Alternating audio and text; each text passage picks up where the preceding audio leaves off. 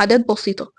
ما ينفعش نكون بنبني ونطلع السلم كلها مرة واحدة. انت بتبني خطوة خطوة. هل ينفع تطلعي السلم كلها مرة واحدة؟ لا، ما ينفعش. انت بتطلعي خطوة خطوة. انا زعلانة منكم، ورغم كده رجعت لكم بحلقة جديدة اهو. بس انا زعلانة منكم بجد. الفيديو اللي فات ما شفتش اي تفاعل ولا اي حاجة، فعايزة بقى ايه تفاعل، وادعموني كده وشجعوني، واكتبوا لي كومنتات حلوة يا جماعة. انا عايزة اتشجع عشان ارجع اعمل لكم واكمل الفيديوهات. فيديو النهاردة لطيف. ما تنسوش بقى ايه الشير والكومنت والحاجات دي. احنا مش هنقول، احنا اخدنا على بعض خلاص، مش هنقول كل الحاجات دي.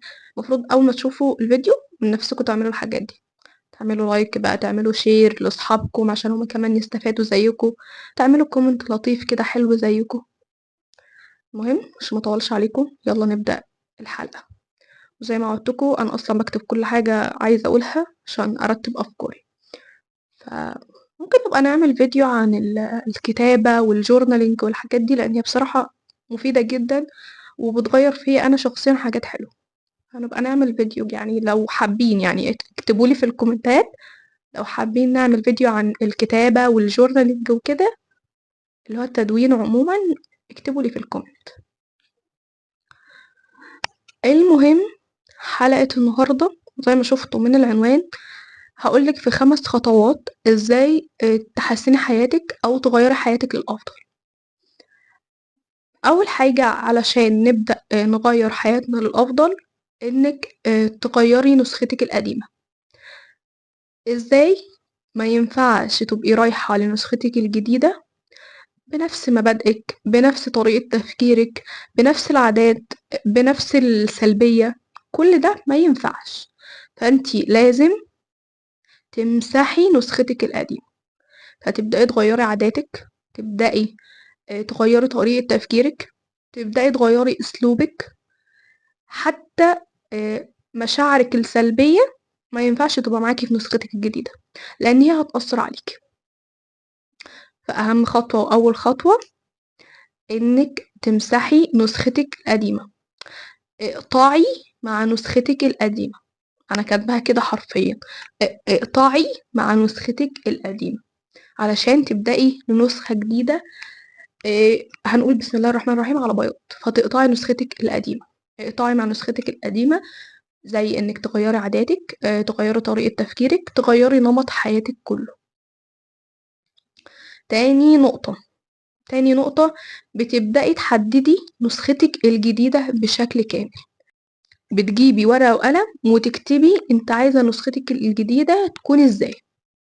تكتبي بقى كل حاجة انت عايزاها في نسختك الجديدة. عايزة مثلا تنجحي في دراستك وتجيبي سكور عالي، عايزة مثلا تنزلي شغل، عايزة تغيري طريقة تفكيرك أو مثلا مشاعرك، تبدأي تتجنبي المشاعر السلبية، أو ما تتجنبهاش تصلحي منها. ما احنا مش عايزين نغير حاجة فنضغط على حاجة تاني. انت لو اتجنبتي مشاعرك السلبية بعدين الموضوع هيأثر عليك.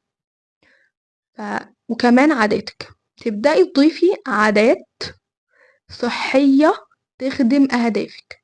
زي ما قلتلك في الفيديو اللي فات، انتي محتاجة حاجات تخدم أهدافك. فانتي اكتبي كل حاجة في الورقة والقلم، كل حاجة، عشان تعرفي أهمية الورقة والقلم بجد. انتي بتكتبي كل حاجة على الورق، بتطلعي كل اللي جواكي على الورق. هتبدأي تحددي نسختك الجديدة من ناحية العلاقات. انت عايزة مين في حياتك، بتنضفي دايرتك. ودي النقطة هي دي النقطة الرابعة أصلا يعني عامة، بس هنرجع لها دلوقتي. فانت في الورقة بتكتبي كل حاجة. بتكتبي عايزة طريقة تفكيرك تكون ازاي، عايزة مبادئك تكون ازاي، عايزة عاداتك ويومك يمشوا ازاي. كل حاجة عن نسختك الجديدة اللي انت هتبدأي تشتغلي عليها بتكتبيها على الورق. وبتبدأي بعادات صغيرة، تبدأي بعادات بسيطة. ما ينفعش نكون بنبني ونطلع السلم كلها مرة واحدة. انت بتبني خطوة خطوة. هل ينفع تطلعي السلم كلها مرة واحدة؟ لا، ما ينفعش. انت بتطلعي خطوة خطوة. ففي الخطوة خطوة دي انت بتبني عادات، لان العادات ما بتجيش كده، لا، انت بتبني عادات. عايزة تصحي بدري، بتبدأي تعودي نفسك كل يوم انك تصحي بدري. عايزة تلعبي رياضة، بتبدأي تعودي نفسك كل يوم انك تلعبي رياضة.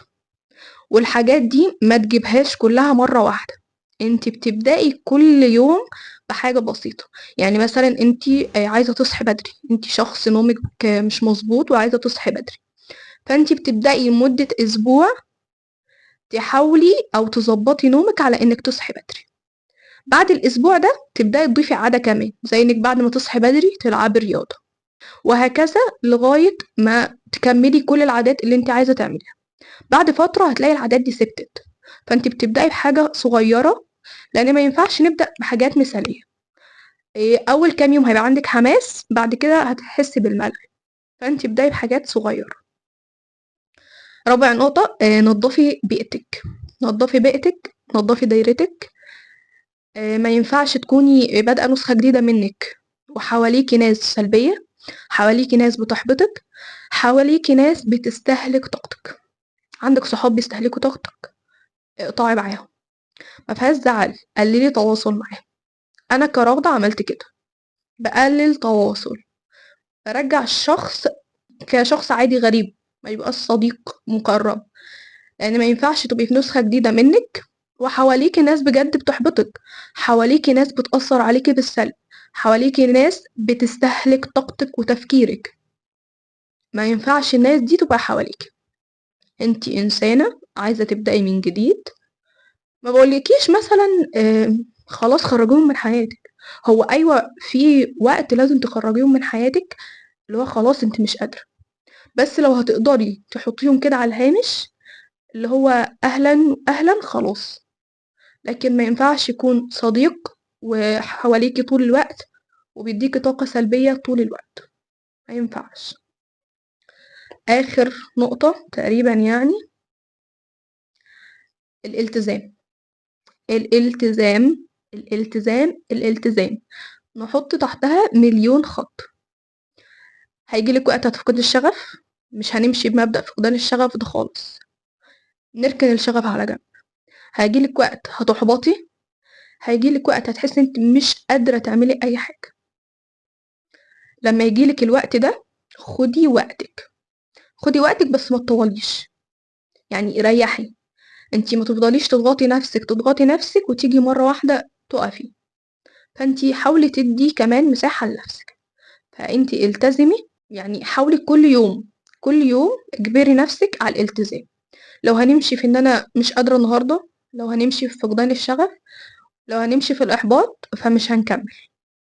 فانتي التزمي حتى لو مش قادرة، التزمي حتى لو حاسة ان مفيش نتيجة، لان انت هيعدي عليك وقت تحسي ان مفيش نتيجة، انت ما بتتغيريش. لا، انت بتتغيري في الخطوات اللي قلنا عليها، انك بتطلعي السلم خطوة خطوة. فانت الخطوات دي ممكن ما تحسيش بيها، لكن مع الوقت بعد كده في نهاية السلم هتحسي بجد، يعني بعد وقت هتحسي ان الموضوع فرق معاكي. فانت التزمي حتى لو مش حاسة بحاجة. ودول كانوا 5 خطوات تمشي عليهم علشان تغيري حياتك. الحاجات دي انا بعملها فعليا وبجد بتفرق معايا جدا. يعني انا في الفترة دي زي ما قلت لكم كنت حاجات كتير قوي كانت واقفة، بس الحمد لله برجع بسرعة. انا بلحق نفسي، مش بسيب نفسي للاحباط، مش بسيب نفسي لفقدان الشغف، بحاول افوق نفسي بسرعة، لان التغيير حلو، التغيير مطلوب. فانتي حاولي تغيري وتحسني من نفسك للافضل. ما تخليش الفراغ ياخدك، لان الفراغ قاتل، ونفسك ان لم تشغلها بالحق شغلتك بالباطل. فانتي حاولي تشغلي نفسك بانك تصلحي نفسك. كمان حاولوا تخرجوا من البيت. كتر القعاد في البيت بيسبب اكتئاب. انا عن تجربة، انا لما بقعد في البيت اكتر من اسبوع بحس ان انا نفسيتي مش ألطف حاجة، باحس إن مودي مش حلو، باحس إن أنا مخنوقة متضايقة. فأنتم اخرجوا، اخرجوا اتمشوا، اخرجوا لوحدكم حتى، لإن في ناس بتحب اللي هو لو ما فيش حد خرج معاها مش هتخرج. لأ، ما أنتِ مش طول الوقت ولا كل الوقت هتلاقي الناس متاحة ليكِ. فأنتِ عودي نفسِك إنِك تخرجي لوحدِك، فأنتِ غيّري الهوا، جددي طاقتِك، جددي طاقتِك بالخروج، بإنِك تتمشي، بإنِك تروحي تقعدي كده في كافيه مع نفسِك، تجيبي ورقة وقلم وتقعدي تكتبي أفكارِك. أصلًا أنتِ لمّا بتقعدي مع نفسِك بتطلّعي أفكار ما كانتش تخطر إن ممكن تطلع منِّك أنتِ، فجددي طاقتِك، غيّري من نفسِك وحسّني من نسختِك، جددي نسختِك بشكل كامل، التغيير حلو جدًا، لإن التغيير بيبان عليكِ من برّه، أنتِ لمّا بتعملي تغيير كامل بيبان عليكِ. وبس ده كان فيديو النهارده، أتمنى تكونوا استفدتوا، ما تنسوش تعملوا لايك وتعملوا شير لأصحابكم عشان هُم كمان يستفادوا، واكتبوا لي في الcomment حابين تشوفوا videos عن إيه الفترة الجاية، وأشوفكم في الحلقات الجاية، مع السلامة.